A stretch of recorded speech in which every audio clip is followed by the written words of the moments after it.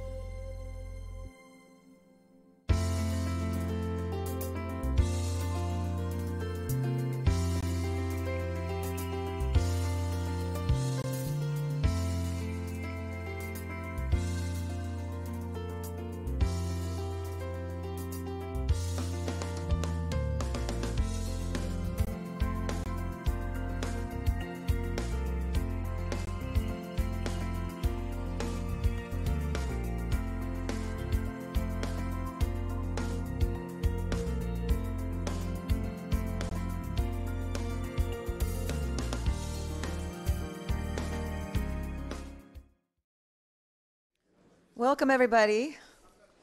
Second day of the Fragility Forum. I want to welcome everybody here in the room. There's an overflow section at some point, and online, of course, we've got a nice crowd of people who are watching us virtually.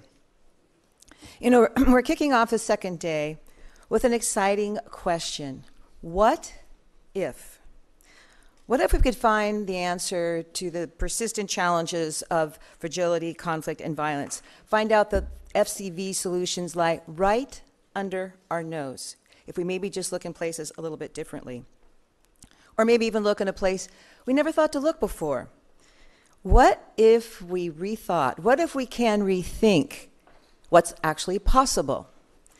The World Bank, you know, was founded on the promise of this similar audacious possibility that the world could organize itself to help those most in need.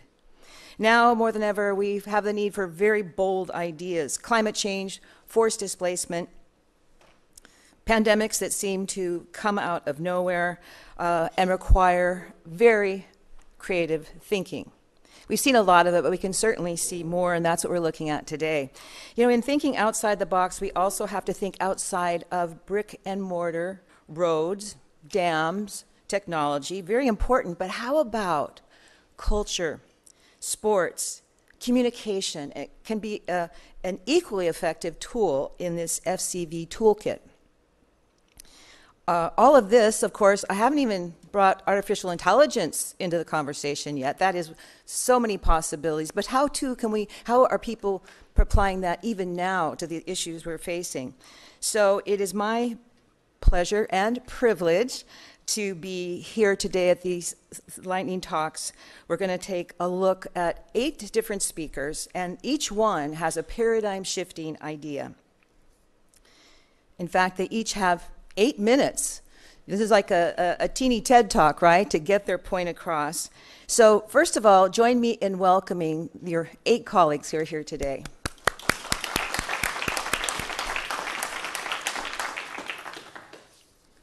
This is a great place to start, I think. What if we could improve our work through serious fun? Dr. Pablo Suarez is a systems dynamics modeler turned humanitarian worker, creator of collaborative processes that inspire thinking and action. He's a research affiliate at the Cambridge University Center for the Study of Existential Risk and Innovation, and lead at the Red Cross Red Crescent Climate Center. So, here with the power of humor is Pablo.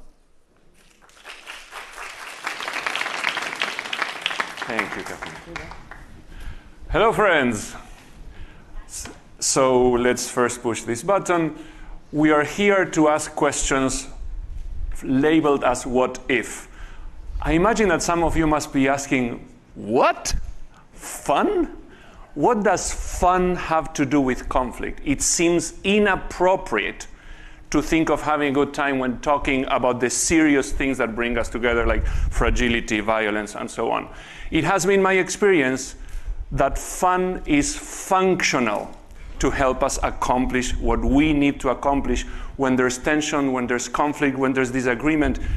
I have the fortune of working with people who know how to create conducive environments for learning, for courage, for candor, for creativity. Game designers, artists, professional aerial acrobats. Can you think of a way to communicate risk better than that? And most importantly, humor. It turns out that professional humorists are wonderful at helping us understand what is wrong, what is the gap between what is and what could be, where's the tension, where's the ambiguity. Let me illustrate with one of my favorite graphs. I'm a math geek, remember. So the professional humorist and expert in conflict matters that created this graph, Paul Biska, is not intending to make us laugh. That's not how I propose to use humor. Humor can help us think and notice and detect the things that we're not bringing to a table. It is not true that climate and the pandemic and conflict get together in a cigar smoke room and concoct a plan to make us get into trouble. But it is true that we need to learn how to collaborate better. And when people see these kinds of images, there's a sense of relief that we very much need because our sector is so tense, so full of difficulty. Here's another one I really like, and I really like using. As a system dynamics modeler, what I love about this one is it shows, first, as we heard from Sukina yesterday, we call them lessons learned, but it's more like lessons that we should have learned. And the problem is where we are. This is where the system is clogged. We have been using cartoons, sometimes off the shelf from the New Yorker magazine and the like, sometimes tailor-made, to enable difficult conversations, including for conflict settings. For example, a meeting of World Bank colleagues and government of Afghanistan authorities just before the pandemic, including Madam Deputy Minister of Finance, 8 or so cartoons in the room, including the one you just saw, people invited to go, walk about, annotate. What was written next to this cartoon included this sentence: let's create another project like the one we created years ago, which also failed. What are the chances of this level of candor in the presence of such high-level authorities? But that enables conversations that need to be had. Interestingly, among these and other cartoons, these 2 statements were shared. First, let's not put ourselves in danger, you know, bullets are flying, but also get out and see what happens in the field where help is needed. Each one of these is true and valid, but the 2 together are in contradiction. So how can we do something? As a result of these conversations, a decision was made by both sides to work together, World Bank to provide financing for the government of Afghanistan to be more present in the field where work is needed. Everyone was clapping and ready to move on. One of the participants was a professional humorist, cartoonist Kendra Allenby. You may have seen her things emerge there. Kendra, if you want to make yourself visible. And Kendra will be making cartoons that you will see later. What Kendra did was notice what was being said and came up with this very draft idea. Notice what happened in the room. First there was silence and confusion, and then the emergence of laughter and recognition. First it's like, huh? And then, haha, it makes me laugh. And then like, wait a second, that's exactly what's going to happen. If you take government to the field, what government? Is it a bureaucrat that checks for absence of corruption in the payments? Is it a military that enforces search and rescue? Is it an expert that looks at mountains? And then when people laugh, they recognize that there needed to be more texture in that statement. And we invited them to have conversations about how could this cartoon be improved to be more useful to them. And the Afghan colleague says, well, those mountains don't look like Afghan mountains. Our mountains are stronger and rugged. And how about the field? Maybe there could be crops that are failing because we're more affected by droughts, and other things about clothing. And here's the final version. By the way, Kendra is published in the New Yorker magazine, and this one was featured on the door of one of the offices at the ministry in Kabul, enabling more interesting conversations. Different example. Lots of people in an important meeting. Oh, we can see it, that elephant. What the heck can we do about it? When you have meetings, whether it's big people deciding big budget or talking with the armed groups, there's often things that go unsaid. And we're finding that humor really helps us enable the surfacing of the elephants in the room in a way that can be done with gentleness. If you and I are on opposing sides, but we both see the same thing and smile or laugh, it creates bonding. Humor engenders trust, and change happens at the speed of trust. It has to be used very responsibly, of course. If you make something visible that makes people think and laugh, but then someone makes a racist remark because they feel emboldened and candid, you have to be prepared to deal with what happens. And if any of you is interested in how to design and facilitate these sessions, we've done them for very sensitive issues: corruption, mental health, anti-racism, and we've used this approach with the World Bank, with the ICRC. The Red Cross Red Crescent Climate Center is supporting this endeavor with cartoonists who are joining us online, including Hamid Khan and Eugenia Rojo, who created this one. Hello, Ham and Eugenia, thanks for helping us as well. So we want to offer you in this room and joining online the chance to do as we did with the Afghan cartoon. Here's a QR code, and if you're typing in your laptop bit.ly/Fragility Forum 2024, we are uploading there the draft cartoons being created based on what's being said at the Fragility Forum. Those are drafts. They're not meant for publications or etc. When you go to that website, you first stay anonymous or enter your name, whatever you want, and then you click on a cartoon, a draft cartoon, You view it, you enjoy it or not, and then you scroll down until there's a place to add your comments, and you can say, I like it, or I don't get it, or why don't you add a cockatoo on the shoulder of the, whatever you want, and then the cartoonists, they're like my cat. They will do what they want, not what they say, but they will come up with things that will be available to the Fragility Forum participants for us to do more. Thank you very much. Fun is functional. I hope it helps.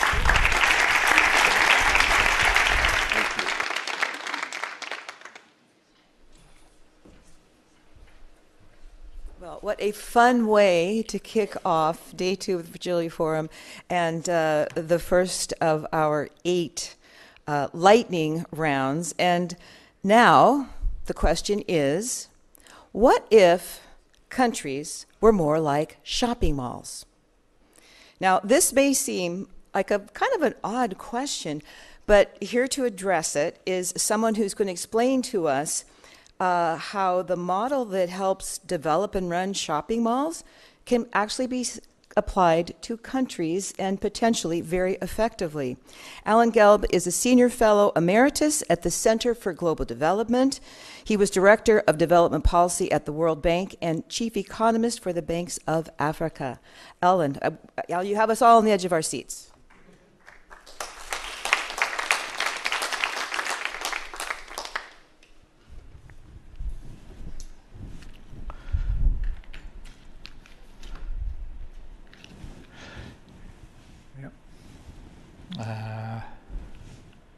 There we go. Thank you. Good morning. Wow, what an act to follow.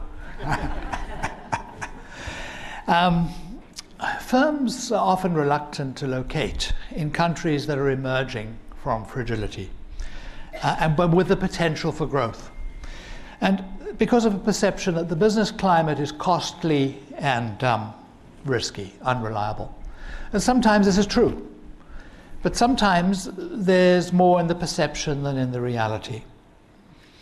And so the question I want to address is, how can countries working with development partners increase confidence? How can they help to bridge the gap between an emerging reality and perceptions? We have to think in new ways. So here we have a shopping mall. Why shopping malls? Shopping malls are a very good conceptual model for this problem. Malls compete. They compete for businesses. They compete for tenants. And they offer services embedded in their lease agreements. The mall has to provide security. It has to provide cleanliness. It has to provide logistics. It must keep the parking lot clear of snow. It must put down salt if there's ice. All of these things. And then in this business climate for the tenants, what happens if the mall fails to deliver?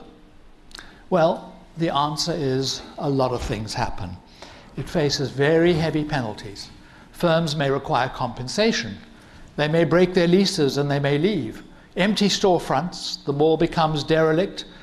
You lose the conglomeration externalities from having all these firms in the mall, which all attract customers for each other.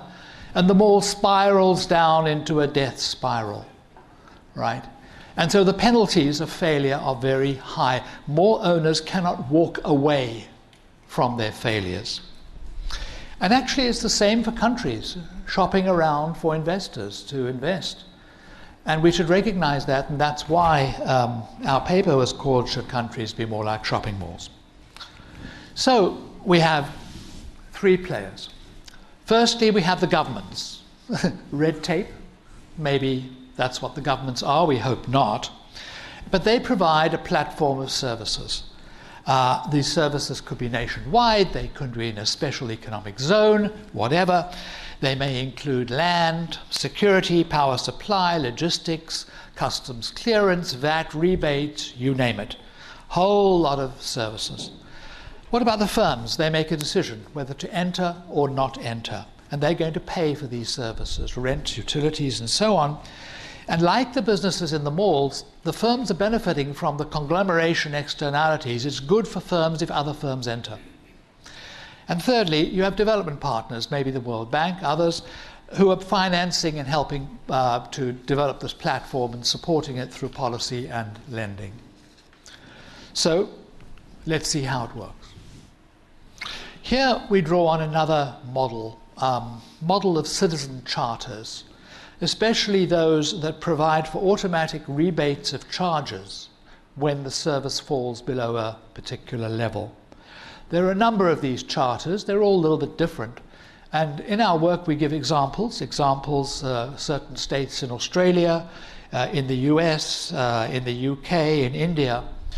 And there are examples particularly interested in is where there are rebates to customers when, for example, power supply is erratic, when the company fails to replace street lights, when all kinds of service conditions are not met.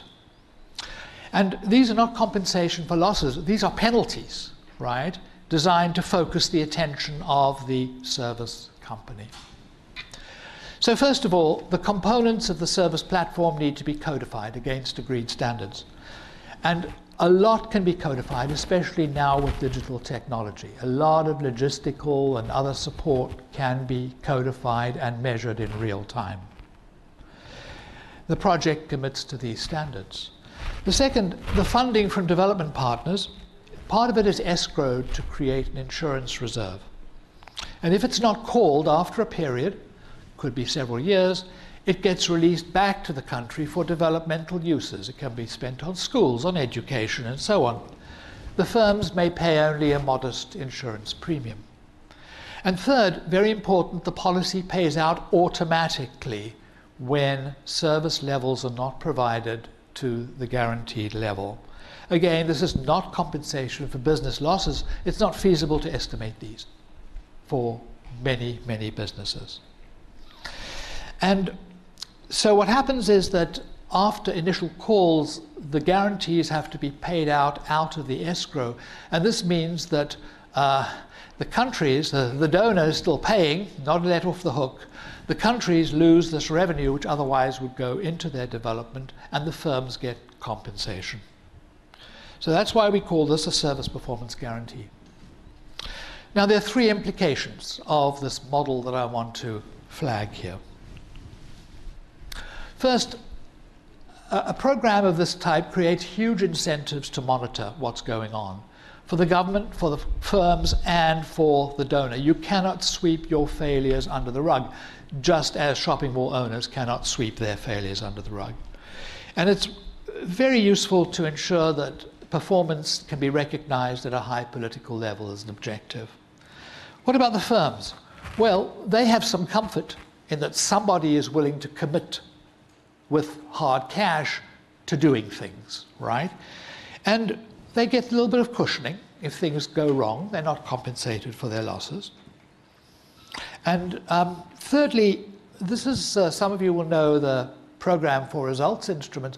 This is actually a version of a Program for Results, a results-based guarantee, but the incentives sort of turned inside out to work where they are, I think, going to be the most effective. Now, in 8 minutes, I can't tell you much more about the details of this. I wish I could. There's a link to the paper in the presentation. Please take a look at it. And if you're interested, please get back to me or my colleague, Vijaya Ramachandran, who worked with me on this concept. Thank you very much.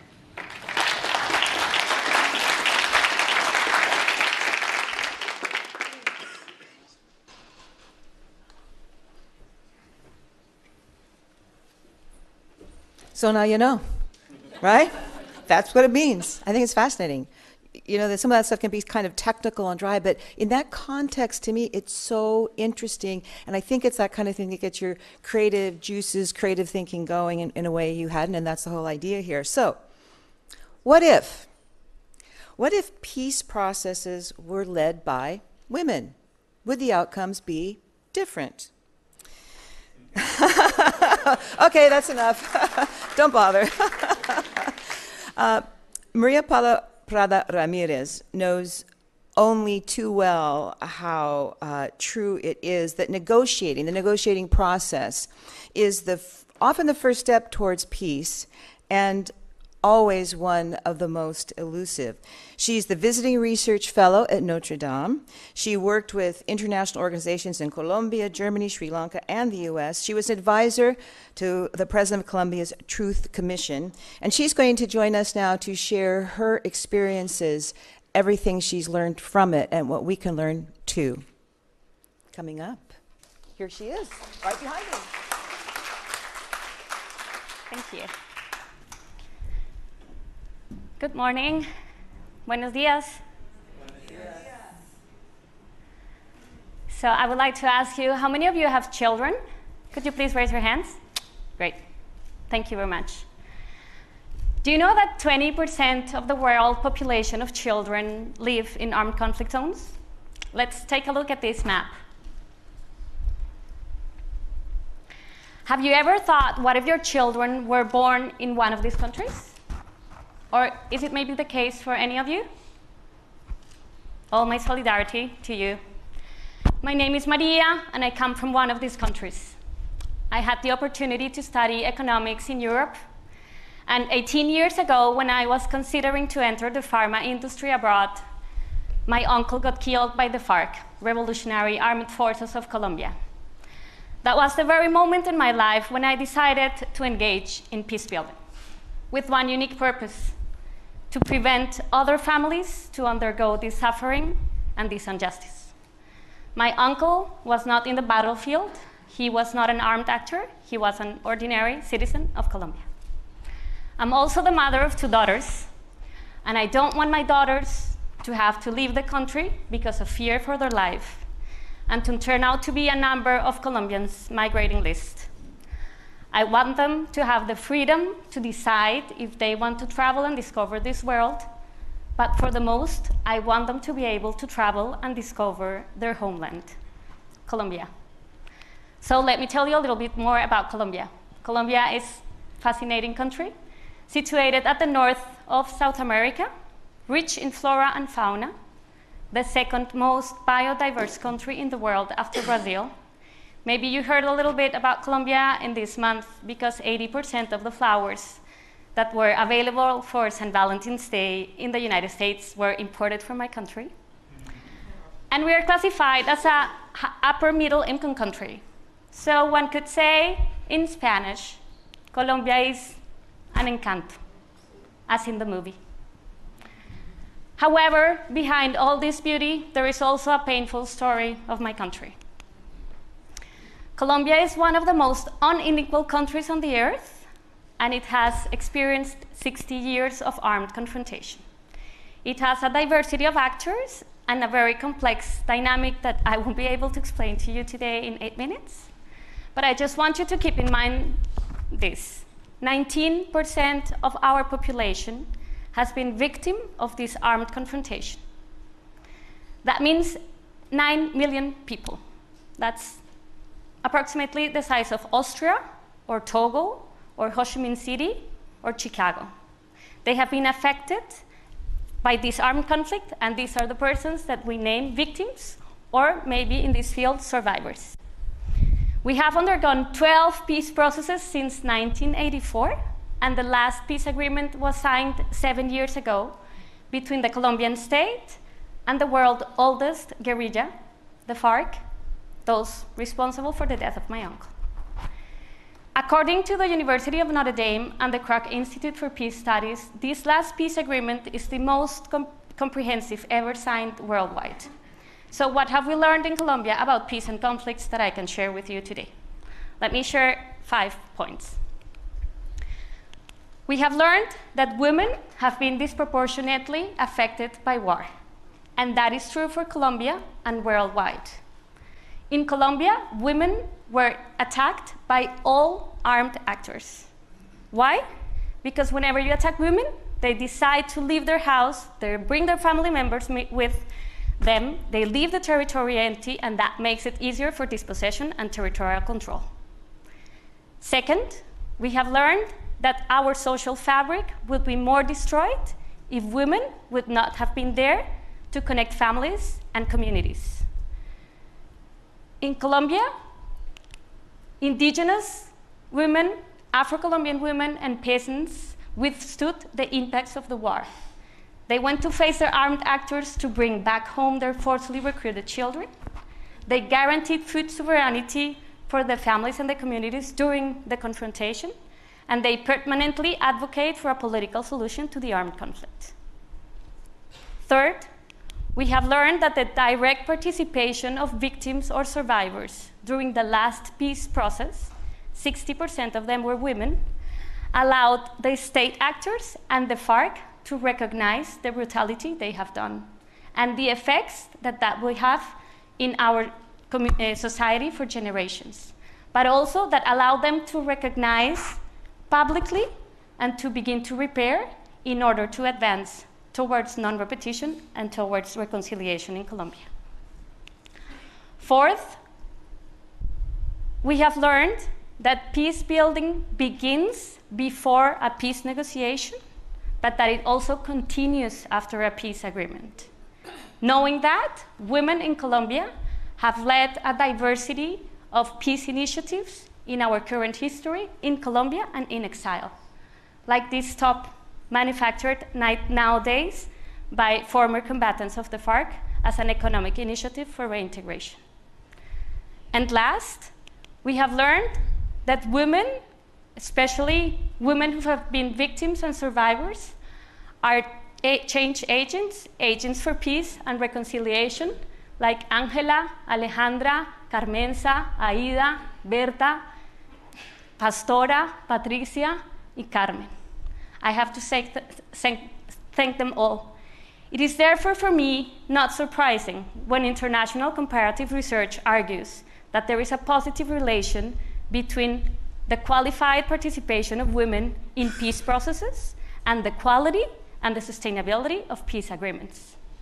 Research and practice in Colombia have shown that whenever women engage in peace building, they have one clear emphasis: preserving life. And that means bringing in grounded and efficient proposals to prevent violence, to stop confrontations, to bring in ceasefires, and to engage with negotiations so that peace agreements come to an end and wars come to an end. Let me share with you an additional item. It goes beyond the topic of women and peace building, but as a woman peace builder, I need to share it with you today.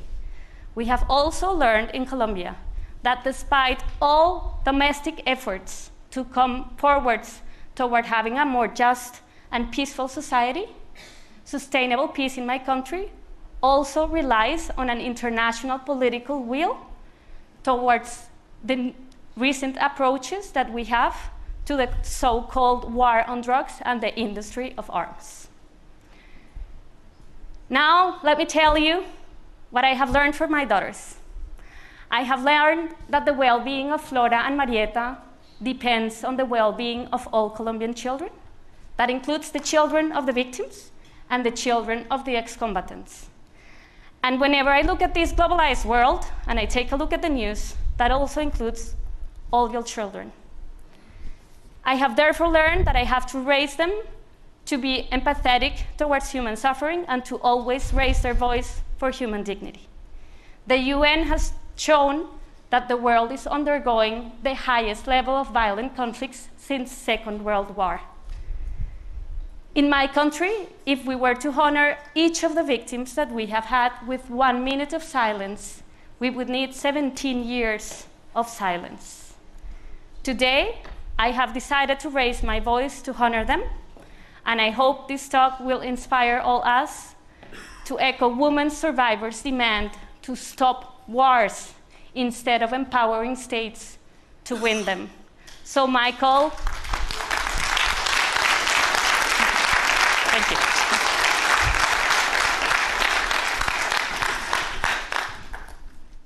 Gracias.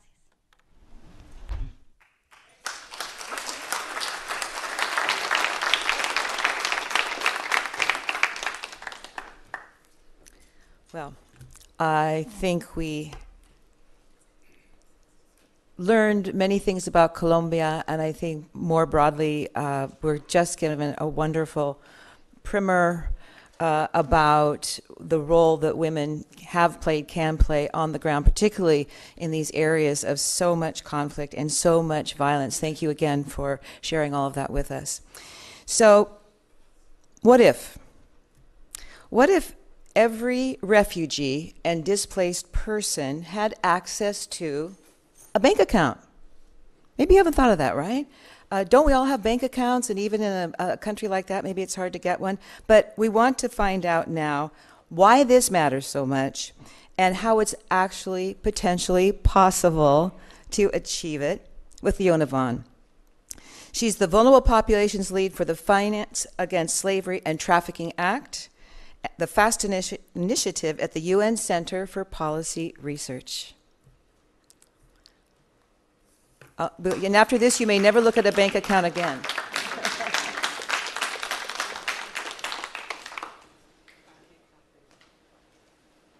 Thank you. Good morning, everyone. Again, a difficult act to follow. 108.4 million is the figure that the UNHCR published last year of people who were forcibly displaced around the world. Forced to move within or across borders due to armed conflict, persecution, terrorism, human rights violations and abuses, violence, the adverse effects of climate change, natural disasters, development projects, or a combination of these factors. Now, this figure rose to over 110 million, as we heard yesterday, after the Sudan crisis, and yet again is likely to have risen even higher this year. Many people within forcibly displaced persons are across the borders, so they're not within their home countries, but also a significant number are. So there are many challenges, but a sizable part of all forcibly displaced persons do not have access to something we take for granted to live our everyday lives, and that's banking. Not all jurisdictions currently allow for easy access to people who are forcibly displaced. Even when they do, financial access can vary widely from no access at all to some access, to full access, from mobile money to digital wallets to fully functional bank accounts. Research by the Alliance for Financial Inclusion identified 3 key challenges for forcibly displaced persons to enable them to access formal financial services. Firstly, a lack of identity documentation. Now, this seems really obvious. Officially recognised identity documents are needed for everyone to access formal banking. But for those who are forcibly displaced, they may have lost them in the journey. They may have had them stolen from them, or they may never have had them at all. So things like a passport, a proof of residence, a birth certificate, proof of employment, these may be things that they either never had or they don't have now, and they need them. The second barrier is the lack of physical access to formal financial services, but also the lack of digital access. We can't assume that people can just use their mobile phone to do some banking. The third barrier, and I work a lot with this, is the inflexible approach by financial institutions to know your customer rules. Due to money laundering and counter-terrorism financing concerns around the world, financial institutions can be extremely rigid in their application of these rules. And this certainly applies to already fragile countries in low and middle income countries. So FAST has worked to increase financial access for survivors and those vulnerable to modern slavery by supporting financial institutions and regulators to remove these barriers and simplify the process to enable greater access. And we did this particularly for Ukraine. So my question here is, what if we could do for the 108 million displaced people what was done for Ukrainian refugees? It is possible. There was an unprecedented response to on-banking people fleeing Ukraine, who were mainly women and children, and they were identified as particularly at risk, not just from bombs falling, but from exploiters, and people who would abuse them through offers of help. Receiving countries and authorities, including financial institutions, took really early steps to simplify know your customer processes because they understood that if you had access to a bank account, that you had access to safety because you could make your own decisions. Now, this included allowing for alternative identity documentation or even delaying customer identity completely for a few months until people could access the documents that they needed. It also included a risk balance approach. So this involved employing risk mitigation strategies, such as strict transaction monitoring, offering limited ranges of services, and restricting functionality, such as limits on turnover, on deposits, and on transfers. Now, this was very much informed by the concerns that were necessarily held around movement of money during the war. Now, we know that desperation, financial and otherwise, makes people who are sheltering within or outside of their home country equally at risk of financial hardship and exploitation. But we saw some very innovative thinking and actions on digital inclusion and digital access, which we wrote about in this document. It's available outside via a QR code. Now, we saw that banks enabled online banking services. They even addressed digital exclusion issues by providing iPads for people to access digital banking. So countries and banks, I have to acknowledge as well, also went beyond banking. They went to offering employment. They went also into the area of developing economic empowerment for people who'd been displaced. Really, really important. Now, the indications are that giving access to people who've been forcibly displaced is a way to build their resilience against the harms that we know they will be exposed to. There are positive protective impacts which vary for men and for women, for people of different ages, and for marginalised people, ethnic and religious minorities, people with disabilities, people of diverse sexual orientation, gender identity and expression. But universally, access to banking enables displaced people to do some very key things. They can meet the basic needs, food and shelter. They can also be included in any social protection mechanisms, such as we saw during COVID and the pandemic. You know, there was a difficulty for people to gain access to support during this time. Digital inclusion in particular can really help. Families are very often separated when they are displaced. There is the concern and there is the need to support those who've been left behind. There's a high reliance on remittances in conflict and crisis settings, but often infrastructure is damaged, so bank accounts can offer safe and affordable ways to send money home. And people can protect themselves from exploitation. Our research has shown that financial vulnerability is one of the key risk multipliers for forcibly displaced people to experience modern slavery, such as labour trafficking, sex trafficking, wage theft, and debt.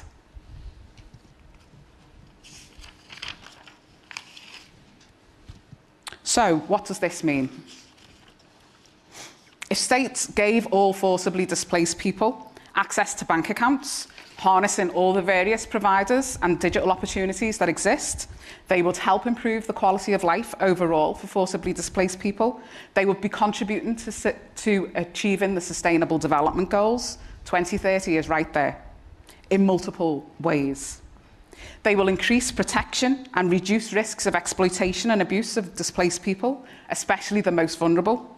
They will enable forcibly displaced people to be safely economically active, rather than making them reliant on criminal actors to provide them with fraudulent ID, risky journeys, and dangerous work. They will increase the visibility of forcibly displaced people who become victims of financial crime and exploitation in times of crisis, because actually, forcibly displaced people being outside of the formal financial system helps criminals in their activity. Having more people in the system enables institutions to better identify when exploitation may be taking place in ways that are not available in cash-based societies. So to make this a reality, we need to change regulations, we need to change policy, and we need to change practice for global consistency. So, when do we begin?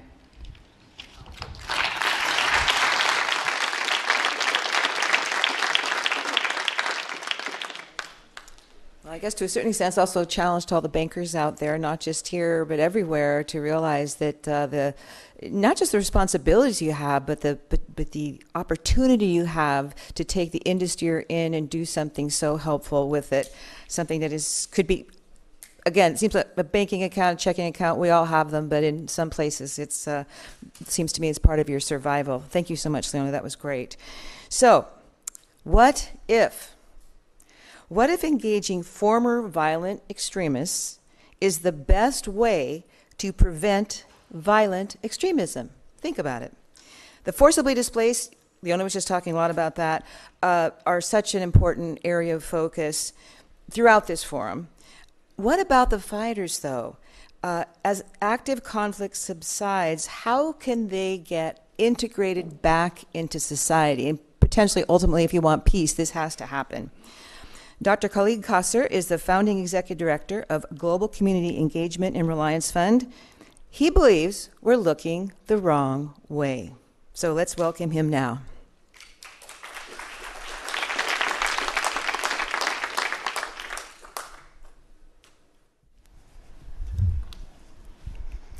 Thanks very much indeed. GCERF, the Global Community Engagement and Resilience Fund, is the global fund for preventing violent extremism. Violent extremism matters. It costs Africa $100 billion a year. Its economic impact in Afghanistan is the equivalent of 17% of GDP. It reduces investment. It keeps children out of schools.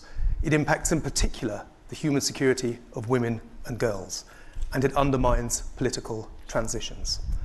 And the global environment is more conducive to violent extremism today than at any point since the Arab Spring.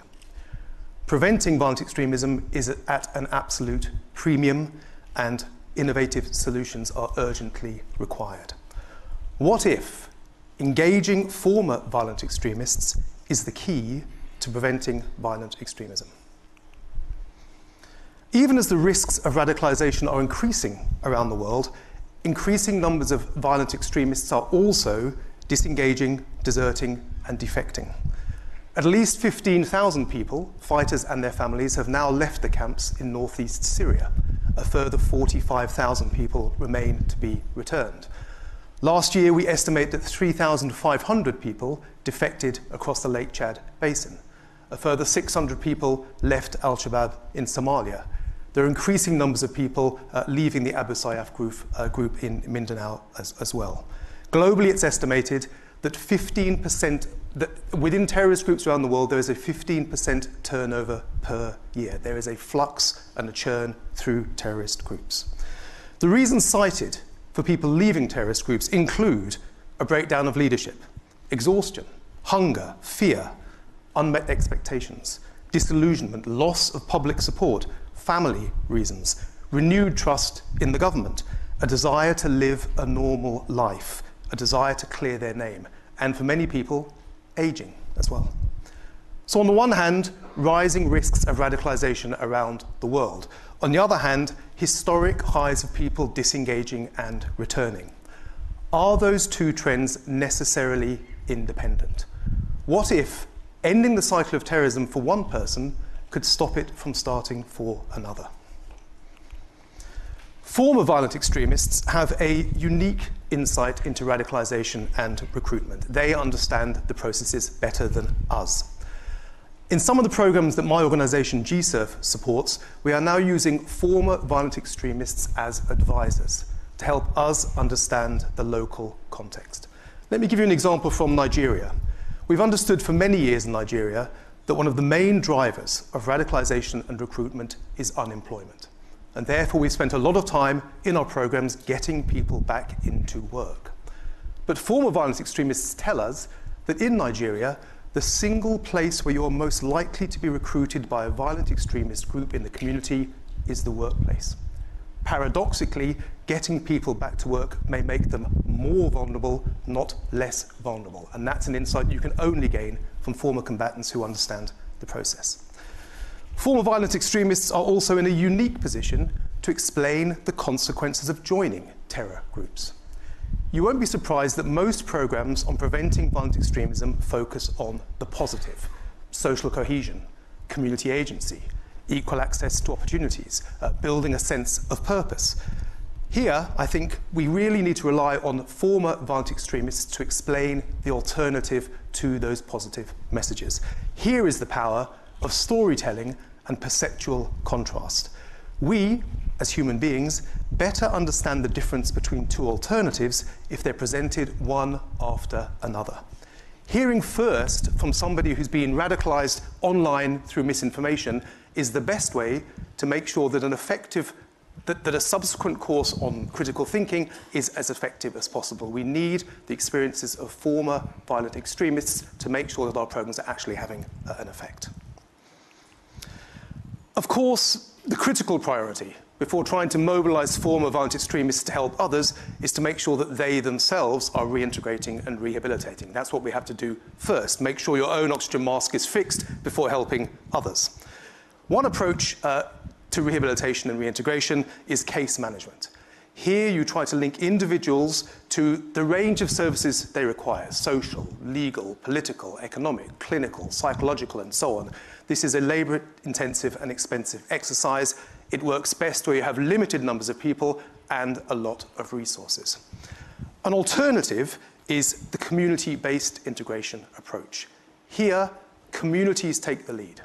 And here, programs are intended to benefit the entire community and not just the individuals and their families who are returning from terrorist groups. In the Philippines, for example, GSERF has been supporting programs that focus on the widows of Abu Sayyaf, but we've now extended those programs to IDPs from the Marawi siege. Having a community-based approach seems to be the most effective way to truly reintegrate people into their communities. We have found that there is a potential for former violent extremists to bridge understanding between conflicting groups and to cooperate with former enemies. Engaging former combatants fosters trust and empathy across communities. Former violent extremists can build community resilience against violent extremism. We clearly should not underestimate the challenges. There are some countries that are still unwilling to return their citizens. Where people do return to their communities, they often face very serious challenges of stigma. Clearly overcoming trauma, especially for children, is long, intensive, and very expensive. But there are also reasons for optimism. More and more countries are accepting back their citizens from the camps in northeast Syria, in Iraq, in the Western Balkans, in Central Asia. Across the world, Mali, Niger, Somalia, Yemen, the Philippines, Mozambique, and others, governments are establishing programs for rehabilitation and reintegration, and also centres where that work takes place. I think there's signs of optimism. Where reintegration has taken place, the rates of recidivism are incredibly, startlingly low. I think that's an important point to make. Employers are finding that former violent extremists and their families are the most loyal workers. Communities are finding that former violent extremists and their families are enthusiastic and engaged in building new communities where they settle. In our experience at GSERF, an investment of $2,000 over 2 years in an individual and his or her family is enough for successful and effective reintegration. That's a small price to pay to reintegrate people. The clock is ticking, so let me conclude. Firstly, it's clear that the risk of radicalization is rising around the world, but so too we have historic highs of people returning from terror groups.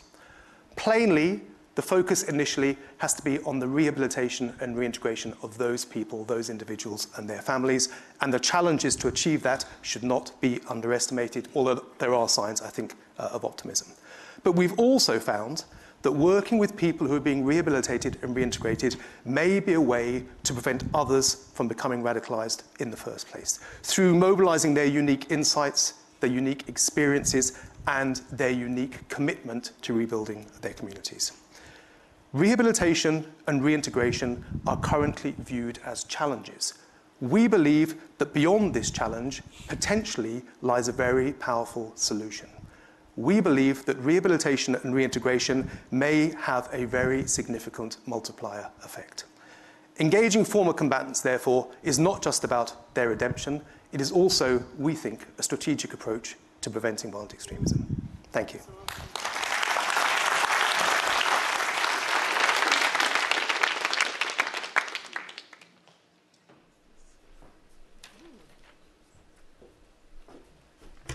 Gotta say it again, wow.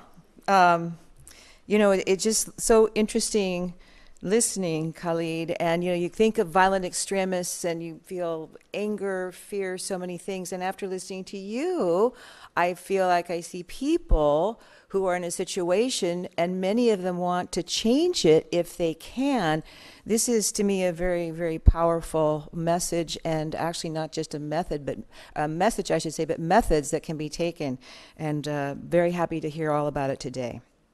So, what if sports could be a game changer in FCV?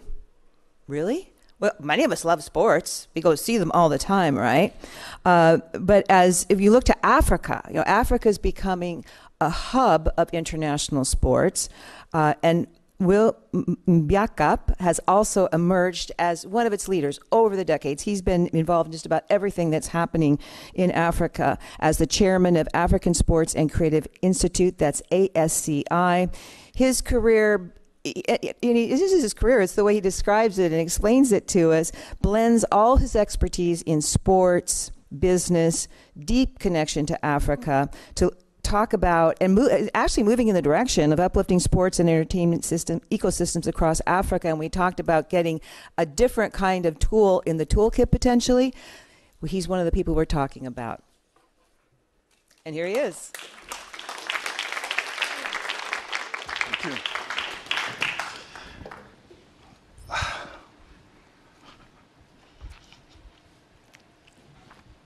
Good morning. Can't hear you. Good morning. Good morning. Good morning. All right, now we're together. My name is Mbiakop. I'm originally from a neighborhood, fragile neighborhood called Nkonkana in Yaoundé, Cameroon. And Konkana, it means in traditional Cameroonian language, it means climbing the hill or getting at the top. So that's what I guess we're trying to do when we're from Konkana. So sports has changed my life. Thank you so much, Sukaina, for inviting me. Today, I'm going to talk about sports and what if sports is a change maker in FCV environment. As I mentioned, sports has changed my life. I've been very blessed with amazing opportunities to impact people at multiple levels as an entrepreneur, but I was also leading the NBA in Africa for almost 10 years. So I've been able to impact at multiple levels: sports marketing, events, sports tourism, but also sports diplomacy, making people talk to each other and making people work together. Why is that? Because as you can see here, 80% of the world populations are sports fans. I've been very blessed. I've been also blessed to be able to write a book. Who has ever thought that, right? A kid from Yaoundé being able to write a book about Africa's sports industry and how it can transform the continent. But not only the continent, but the whole world. You know, during my time at the NBA, one thing that was really big in the corporation was obviously to develop partnership, because we were in business development. But one thing I've been able to realize through all those partnerships, those deals, what really make me feel proud is the impact that we had on people, on communities all across the continent, from Congo to Kenya, South Africa, Morocco, and so on and so forth. What really made me proud is to witness and contribute to the transformation of youth from weakness to greatness. And I want to show this little video. Sport has the power to change the world. Sport can create hope where once there was only despair.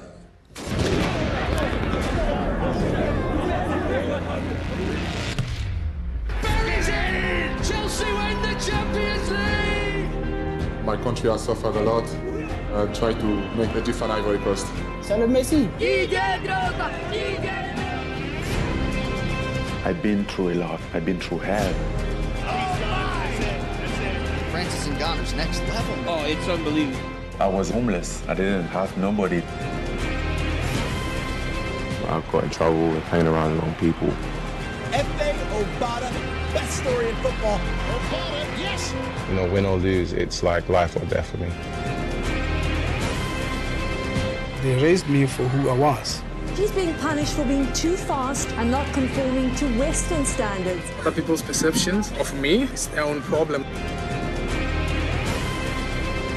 My mom passed away when I was 7. My heart is telling me, don't give up, Serge. It's good to be home. It made me the person I'm today. I just had a dream, and I really dreamed big. Now it's just all about giving back. It's bigger than me. It's about the whole of Africa. Faith can move the mountain.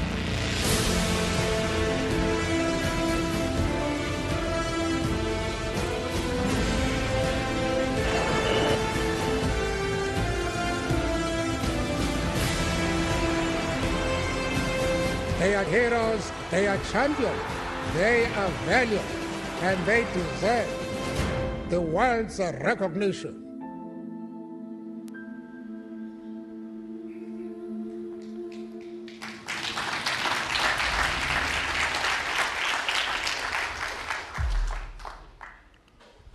Thank you. Thank you very much. It means a lot. That's my next movie, actually. So this is the main man, Nelson Mandela. And as he rightfully says, sports has the power to change the world. Sports can create hope where once there was only despair. So today, and I see that I only have, 3 minutes left. That goes very fast, huh? Wow. Okay, so 3 minutes left, and what we're going to do together is something totally different. I want to do something different. I want to give you the word. I want to give you the microphone, because what I like to do all together, you are the FCV expert, I'm not. I'm the sports business expert. What I would like us to do, it's a collective ideation session. We're going to think of how sports can be used in your environment to impact people. So I'm going to go through the audience, and I want one word about sports and impact. Jennifer, one word. Sports and impact. Benjamin, you're next. Let me help you. Tolerance? Tolerance? Inclusivity and acceptance. Inclusivity, acceptance. Children development. Children? Yeah. Youth development. Okay. Maria? Scholarship for the girls. Sorry? A scholarship for the girls. Yeah, you can get scholarship through your sporting talent, right? Okay. Valerie? Resilience. Resilience, okay. And maybe one last from this row, Mr. Abdikarim. Abdikarim. Let me talk a little bit. No, you don't have time. One word. Just one word. a little boy from Al-Shabaab. Al-Shabaab? Where is Al-Shabaab? In Somalia. Okay, I like that. He was 6 years old. Stand up. Okay. A little boy. Camera is right there. Go ahead. Little boy from Al-Shabaab. He was just 7 years old. Before 10 years, he was there. Then he won the Sakafa Champions with the Somali under 17. That's amazing. Well done. Big time. Thank you so much. So yes, sports do contribute to the Sustainable Development Goals. 6 examples here that you can see: good health, quality education, equality, jobs, because I do believe that economic empowerment, especially for girls, is critical, right? So jobs, indeed, climate action. As you know, we need to take care of our climate. As I mentioned, I think it was yesterday, Africa is home of the largest carbon sequestration land with the Congo Basin, right? So climate, and lastly, peace and justice. I should have added partnerships and also fragility prevention. So yes, indeed, sports is big time. Before I go, I see that I have 1 minute left. Triple H is the framework that I would like to suggest to you guys today. What is Triple H? It's to heal. For those guys who know basketball, Michael Jordan did a whole lot of healing winning his first title. Hope, he was hoping to become big and to make his dad proud. And obviously hollow, because we have to celebrate our people. What does it mean in your world, in grassroots? It means that yes, we need to use the fundamentals of sports to build or rebuild characters, that's one. We need to instill the values of sports, indeed, respect, tolerance, hard work, resilience, and so on and so forth. It means hope, because you need to make sure that people coming from the FCV world do think of the future and do believe in themselves and do believe in how much they can impact their environment and impact their people. So hope is the second one. Lastly, third, hello coming from our traditional Ubuntu in Africa. Ubuntu values, I am because you are. I can only be because you are. So it's all the impact in our community, the impact on our people, and how to celebrate people. Because we should never forget, sports helps you to connect, it helps you to elevate, and it helps you to celebrate. Thank you.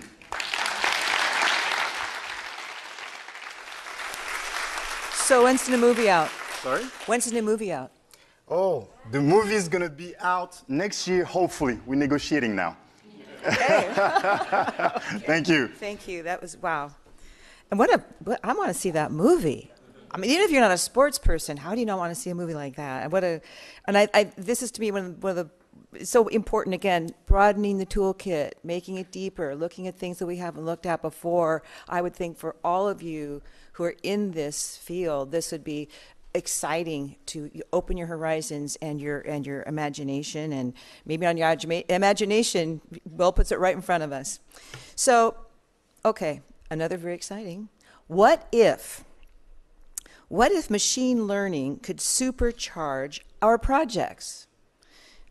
There's so much around AI and machine learning right now. It's crazy. Do you buy this stock? Do you do that? It's going to change everything. It's going to not change enough. Who knows? But I think it's, in terms of this new tool, machine learning, the ability to generate new insights from data. That's not hype, and that's very powerful, and it's very broad-reaching. Chris Vaughn is co-founder and CEO of Peloria, a public benefit company that uses social science-informed data science methods to forecast, explain, and advise on change in social phenomena. And I think we've had so many presentations that do have to do with data and information that needs to be gathered and assessed, that we're happy to welcome him. He and Peloria have worked with the UN, the World Bank, among other development organizations, to bring these insights into these projects. So let's hear the connection now.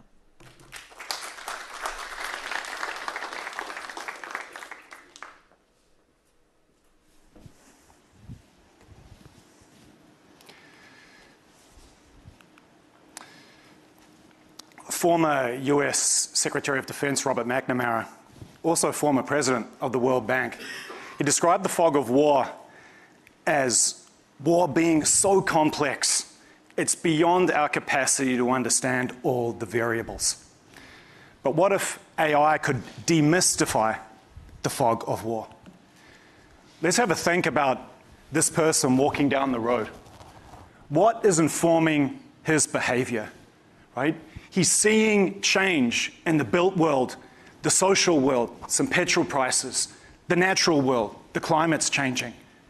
He's also exposed to the opinions and the feelings of people he interacts with every day, and to the information ecosystem true information, not true information, partially true information.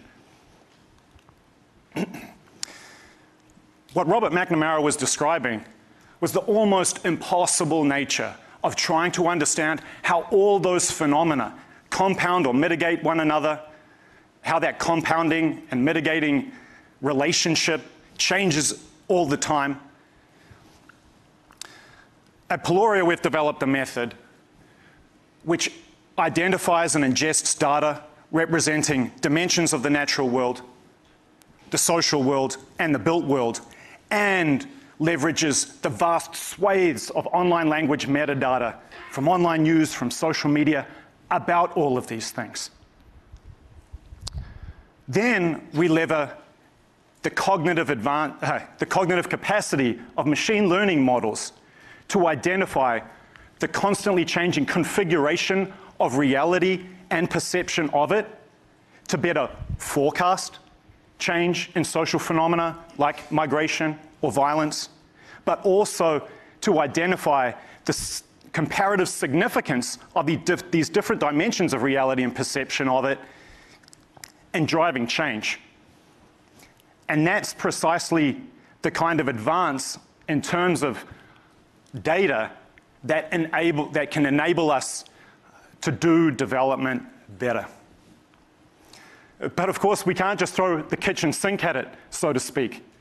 Machine learning models are dependent on the quality, the representativeness of the data that they ingest, right? So unless you're going to make a complete meal of it, it's absolutely critical to have multidisciplinary social science expertise and a range of lived experiences from the places we're trying to model, advising on every step of the process. What phenomena is most relevant? Perceptions of what topics, by whom, on what platforms? How do we best measure that data? Does the data we're using appropriately measure it? There are so many dimensions of so many different phenomena. Often we're looking at the least worst data. How do we curate that data? These are questions before we even get to the hundreds of decisions that data scientists make when they're designing their experiments. Here's an example in Kenya. Right? The team developed a model predicting 3 different types of violence in 4 different territories of Kenya across 7 look-ahead periods, achieving an average accuracy of 89%. Fundamentally, what that means is, say if you're predicting riots and protests in the capital region, you forecast 100 events, you're going to see a number of events between 89 and 111. But what they're predicting was change in the level of that type of violence, right? And that's much easier for a machine learning model to understand and forecast than something that doesn't change daily or doesn't change frequently at all. What that means is it's much harder to forecast a non-frequent event like the start of a conflict, or, as we're all very enthusiastic about, the end of a conflict, than it is to forecast change in the level of it, right? We have this data scarcity problem that these models are effectively accountable to. They need historical depth in the data and frequency of production in that data. But sometimes we have frequently occurring phenomena, but we don't have data representing it. The World Bank recently tried to grapple with this problem in the Horn of Africa, right? We might have representative samples, household surveys of 3 or 4 towns, but these are snapshots at one point in time in a place that is constantly changing, right? One of the most climate-affected territories in the world, and people are moving further and further, for example, in search of grazable land for their livestock. So what we did is we collected 5 years of monthly satellite imagery, and then the bank team trained a separate model to automate the identification of the number and density of built structures in 56 towns and cities. What you're looking at here is one neighborhood in one of those towns, Wajir, Kenya, in one month, right? And you can see, actually, we put the change yellow to blue across that 5-year period. But that's a long period of time. We can actually, when we can actually capture that monthly change across a large number of cities, that gives us that velocity in the data sufficient to then be able to develop a model predicting change in those things, and then identify the configuration of factors, and these are factors grouped together because there are many, that are most associated with change.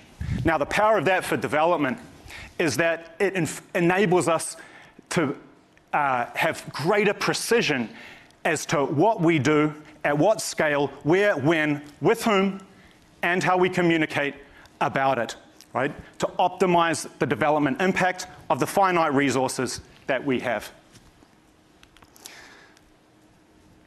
But, and I should say, it can still be triangulated with these less frequent data sources, right? We still have these household surveys and their representative samples. What that means is we're not just looking at number and density of built structures. We can draw on that representative sample, which tells us on average how many people in a built structure, what's the level of vulnerability. All of a sudden we're working with data that is providing us critical metrics to dramatically transform the precision and effectiveness of our development work. Here is an even bigger data challenge. A small island state with less than 1 million people, and we're trying to understand drivers of fragility there. Of course, levels of crime are commonly identified as a significant factor associated with levels of fragility. But we could go to the government and say, could we please have your crime data? You know, maybe it might take them a while to come back to us. The problem is they'll probably come back to us with annualized data, right? So instead, the team developed a model that automated the extraction of daily number of reported crime events from 3 newspapers in that territory, and then developed a model predicting change in that, identified how that change led up to key fragile events, and of course, and here you see I just for effect put in the full sort of circle of phenomena that are ingested into these types of models, identified the configuration of factors most associated with change. Now, the bank is getting so much better, you know, at leveraging data. And this is one example. It's the world's first human displacement risk financing mechanism. It's in Uganda. And they're measuring the per person impact of refugee resettlement in host districts so that we can better understand which districts have the greatest need for which services, so that prearranged finance can be triggered when a threshold is breached in District X but not in District Y, so that a scale up in that public service capacity happens there rather than happens in a district that we identified at the start of a project, right? Of course, in situations that we know are so fluid and dynamic. Now I'm finally getting to my what if. What if dynamic evidence can transform the way we do development? So it's not just about creating these models and forecasting and understanding what's coming, you know, complementing the already useful evidence and analytics that the bank and other development actors have, but it's also about leveraging that first to develop our, say, portfolio of work in a country. What is it that we do, at what scale, with whom, at what time, how we communicate about it. But it's also how do we go about implementing those projects, right? So in Uganda, the team is now exploring the development of capacity to forecast change in refugees flowing into Uganda, right? What that means is then, instead of after a threshold is breached, at the time of greatest sensitivity, when someone's child is suddenly in a 130-kid classroom instead of a 50-kid classroom, then that triggers a disbursement, then there's the procurement, then 8 months later, you know, something starts happening. We can at least plan, or even better, start acting so that when refugees enter a community, that community knows that a certain threshold of public service access is guaranteed. It also can enhance the operational security of the implementation of our projects. It can enable us in our monitoring and evaluation to better account for a fuller universe of phenomena and more precisely see the specific impact of the activities that any given project is supporting. It can also build our relationships with government, right? This evidence can then inform budgets. Paula has done this in the Bangsamoro region in Mindanao. Our colleagues were talking about the Philippines earlier. You have a peace agreement, a government just starting to develop its capability, trying to make determinations about one of its first budgets. You know, what do we do where? What are the various needs? We're able to identify those location and community-specific needs to assist them. But finally, a bit like the circle of violence that we're all trying so hard to develop the evidence to counteract and to better respond to, we shouldn't just be seeing the development and the utility of machine learning as project-specific, task-specific, these models on specific countries. When we complete them, when they serve their purpose, whether it's for country portfolio or development work as a whole, whether it's for a specific project, we can then identify not just the statistical significance of different phenomena, but also their sequential relationship to one another, right? We can start to actually evidence or better evidence and complement the evidence about how climate change is affecting crop type, crop yield, crop failure, local commodity prices, what people are saying about commodity prices, who they're attributing blame to, whether it's politicians, social groups, and how that's changing, right? And whether it's really driven by the evidence or their favorite soccer team just lost, and everyone's just mad about everything. We see that a lot. And what that means is that we can also identify those factors that we weren't able to ingest into the model and then try to find that data, again with both lived experience and multidisciplinary expertise, to ingest it into a continuation, a redevelopment, another application, you know, an enhancement of the model, not just for better predictive accuracy, but for better explanation, including of those new phenomena, so we can all do what we really want, to act with better evidence, with more precision, and to have more impact in these fragile societies that need it the very most. Thank you.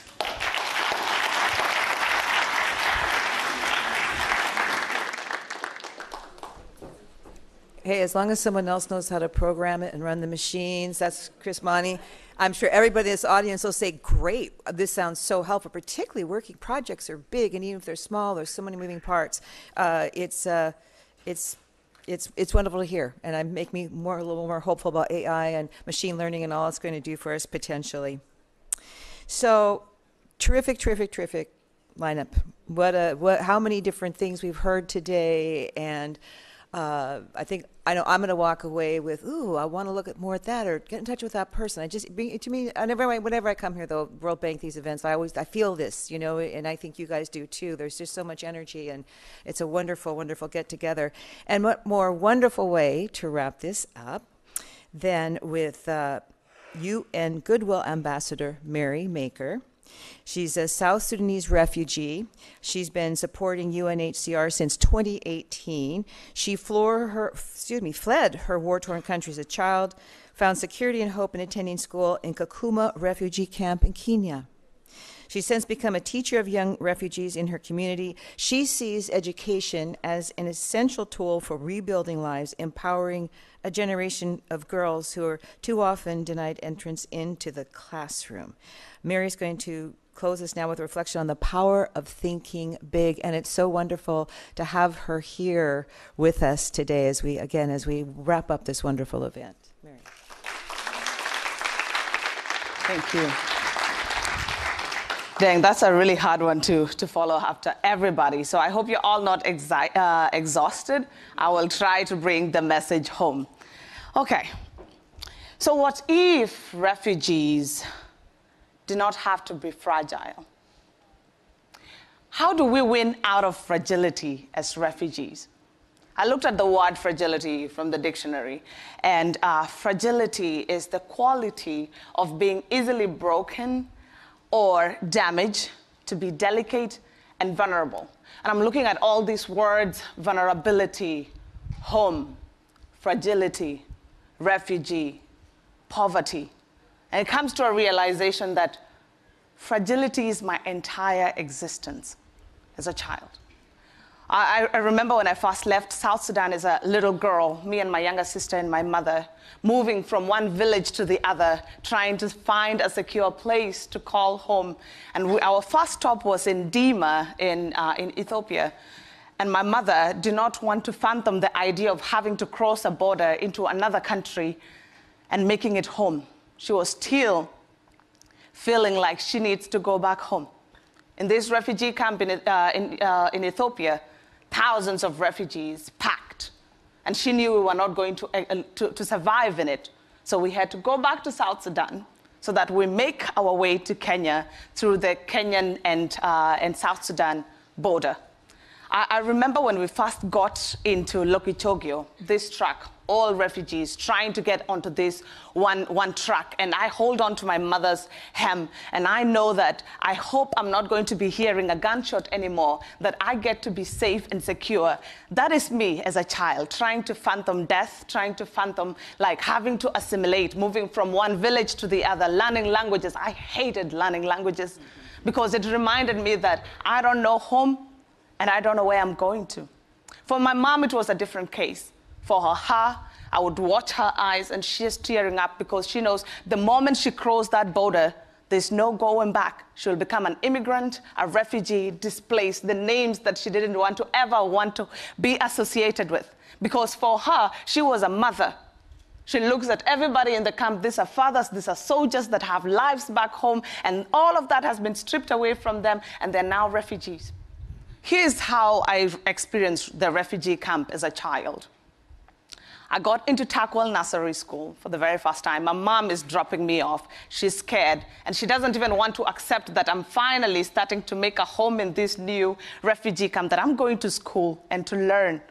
And when I got into this Takwal Nursery School, 200 of us in a tiny classroom, and a teacher holding a book to teach us the ABCs and the 1, 2, 3, and at break time, we will all go sit on the sand and start to scribble our names, and I felt powerful.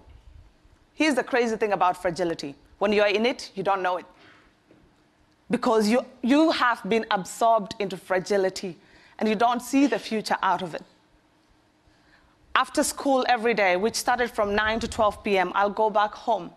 And my mom will wash us and bathe us, because I knew early in the morning I had to wake up at 5 a.m. because the water only runs from 6 a.m. to 7 p.m. or from 6 a.m. to 7 a.m. or if we're lucky, 8:30. And I have to stay there and wait so that my mom comes and picks it. I go to school. And after school, I know that water is what I'm going to use to drink and to be showered with. At the end of the day, we all sit down in a mat because we can't sleep inside. It's too hot. If you know Kakuma refugee camp is in a semi-arid place, hot, you can't function, so you gotta be outside. And I watch at the Milky Galaxy and see all the stars and see planes, and I dream of a world where I will be out of the camp. And my mother reminds me that you come to the refugee camp at the age of 1, 2. You stay there for 10 months, 20 months, 2 years, 20 years, and you realize you're going to go through puberty in this camp. You're going to die there. And she starts to tell me stories of my homeland so that I get to be in touch with home. And my uncle is seated on a wooden chair, reading the news and listening to the radio, and he pulls up his big booth phone and listens to what is happening from back home. Then this messenger comes in with a long list of names. If the name is in red, that is someone that is dead. And I would see my mother and all my aunts gather together to cry over a loss of someone they haven't seen for years. This is my reality. This is my fragility as a child. Now, fast forward to me graduating high school, 2015. I knew I could never make it to college, so I went back to the classroom to teach. Am I a qualified teacher? No. In my classroom, I'm teaching high school students. I have 150 to 200 students. Out of those numbers, only 6 to 7 are girls. And I'm teaching biology. I have 7 textbooks. How do I give them homework? How do they win out of this fragility? If they're going to sit for the Kenyan Certificate of Secondary Education, they will never make it out. There are no scholarships for them. They've not been included. And sometimes the girls in my classroom would come and tell me, Madam Mary, I need to go feed my child. I need to let them go. In between the classrooms that started from 6 a.m. to 6 p.m., we had to fit in 2 schools in one because we don't have available resources and space. The first school starts from 6 a.m. to 12 p.m. I still have packed classrooms. Then I have to take them for a food test, for a biology test. And instead of whatever we are testing for starch turning blue-black, it is purple because this test tube has been used for chemistry, for physics. How do they win? How do we win out of fragility when this is our reality? Now, that is one parallel life. That is our reality. Here is another life where Mary was invested in. I got a scholarship. I went to St. Olaf College in Minnesota. I graduated. And I can now get a job. I could apply. I could be a normal person. How do refugees get to self-actualize? When you look at the Maslow hierarchy of need, we mostly focus on the basic needs. But how do we make it to the top of the pyramid? We want to have a sense of safety. We want to feel like we belong in societies and communities that we are invested in. When we talk about fragility, how do we end fragility for refugees? When we talk about inviting us to a table, what does that table look like? I don't want to be resilient. I hate resiliency because I don't need to be. Being resilient means that the society has failed me, that I keep failing, that I will continue to be fragile till the end of my life, that I continue to see women and mothers giving birth at the camp because we don't have doctors. Yet we have doctors within the refugee camp. We have talent, we have resources, we have people that have so much talent. If only everybody in this room could see it. What does that parallel life look like? Let's not just talk about fragility, but how do we end refugee fragility? How do we certify refugees that have talents within the camp? We have doctors. Give them certifications so that they can contribute to the community. We don't want to be in refugee camps. End encampment. And to end encampment means to include us on the table, to make us co-creators, not just ticking the boxes that a refugee was in the room. It means actually giving that refugee a voice and making them be there. How many work permits do we have in the camp? To end fragility is to make sure that refugees get to be employed and earn money, that we get to be assimilated into the communities, because then we get to self-actualize, we get to contribute to the community too. That's what it means. My friends and I started a nonprofit that we help get students into universities abroad. So far, we've been able to place 30 students on full financial rights. But here's the crazy thing. You might think convincing university to take a refugee kid is the hardest, but the hardest is the documentation for these students to come to school. Makes me mad. It makes me feel failed. If that is what fragility looks like, I don't want to be fragile. Poverty, to be delicate. Vulnerability, fragility, to me, they're all the same thing. But it can be ended if we focus on these parallel lives. Let's make sure that we end fragility for refugees. What if we end fragility for refugees? Thank you all.